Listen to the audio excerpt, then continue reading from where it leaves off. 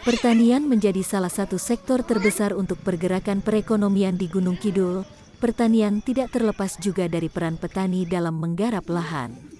Wakil Bupati Gunung Kidul Heri Susanto bersama siswa-siswi SD Negeri Gunung Gambar melakukan kegiatan tanam benih kacang panjang di lingkungan Sekolah SD Negeri Gunung Gambar, Jumat pagi, tanggal 5 Januari tahun 2024.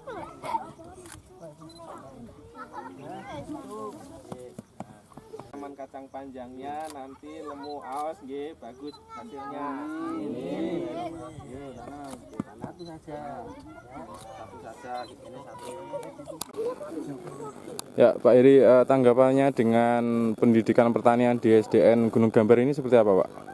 Pertama tentu kita ucapkan terima kasih ya, dan tentunya penghargaan kepada Pak Kepala Sekolah Pak Jaya Yusman, dan tentunya dengan sekolah dasar yang hari ini melakukan kegiatan pertanian ini patut kita apresiasi. Pangan menjadi sektor yang paling strategis dan menjadi masalah kita bersama, tidak saja di tingkat nasional bahkan di tingkat dunia. Maka penting kiranya bagaimana kita mengedukasi anak-anak kita, generasi penerus kita agar regenerasi petani, terutama petani-petani muda ini tumbuh. Karena populasi penduduk Indonesia saja setiap tahun itu 4 juta orang, tambah populasi penduduk kita, dan tiap hari harus makan. Maka penting dari saat ini kita melakukan pemetaan, mitigasi, sekaligus kita intervensi. Mudah-mudahan pendidikan pembelajaran anak sekolah dini ini menjadi menarik, dan ke depan bertani ini tentunya harus oriented profit, tidak sekedar bertani tradisional sehingga tidak menghasilkan, yang pada akhirnya kehidupan petani juga selalu kurang. Untuk itu kita edukasi agar anak-anak didik kita menjadi petani-petani milenial yang tangguh tentunya, dan tentunya kita edukasi secara terus-menerus bahwa petani itu keren, petani itu hebat, petani itu menghidupi orang lain, dan tentunya itu akan menjadi amal ibadah kita semua. Itu Mas. Ya, Pak Heri, apakah program seperti ini akan menjadi contoh di SD-SD yang lain, Pak? Harapannya demikian, karena regenerasi ini harus terus berjalan. Karena ini logika berpikir kita ketika kita semua membutuhkan pangan, tetapi tidak ada regenerasi petani, pada akhirnya tidak ada lahan-lahan yang diolah oleh para petani kita, yang pada akhirnya kita akan mengalami krisis pangan. Dan krisis pangan pada posisi saat hari ini sudah terjadi di berbagai negara. Bahkan 22 negara, apa yang disampaikan oleh Pak Jokowi selaku Presiden, menyatakan bahwa 22 negara sudah menghentikan ekspor pangannya. Di Eropa sekarang sudah berburu beras, artinya sektor pertanian ini menjadi sebuah keniscayaan yang harus kita dorong agar kiranya tetap tumbuh, dan kita mulai dari generasi yang paling kecil, dalam hal ini adalah anak-anak sekolah. Oke, matur nuwun, Pak. Oke, makasih. Oke, Pak Jayus, asmane lengkap sinten, Pak?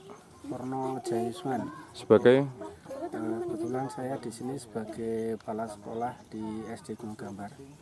Ya, kalau program pertanian usia dini ini sejak kapan dilaksanakan di SDN Gunung Gambar, Pak? Untuk program kebun sekolah yang kegiatannya untuk pertanian itu sudah kita laksanakan 2 tahun berjalan ini, dan kebetulan anak-anak kelihatannya tampak gembira setiap hari Jumat pagi mengikuti kegiatan berkebun. Ya, kalau untuk konsepnya sendiri seperti apa tuh, Pak, ini, Pak? Awal dari program kebun sekolah di SD Gunung Gambar, dari Bapak Ibu Guru menginginkan atau merencanakan menanamkan rasa cinta untuk bertani, tidak malu untuk bertani,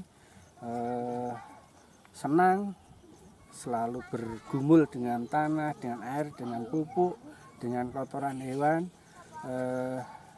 Mereka tidak jijik, tetapi mereka mau dengan senang hati untuk melakukan kegiatan pertanian.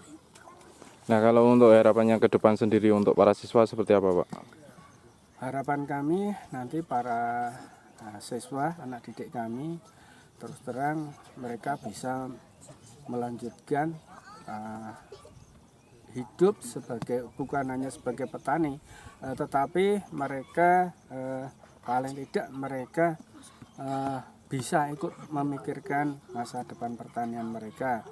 Karena dalam kegiatan ini kita laksanakan dari awal pengolahan tanah, kemudian menanam, perawatan, sampai nanti akhirnya panen, dan walaupun hanya kecil sampai ke penjualan. Matur nuwun, Pak.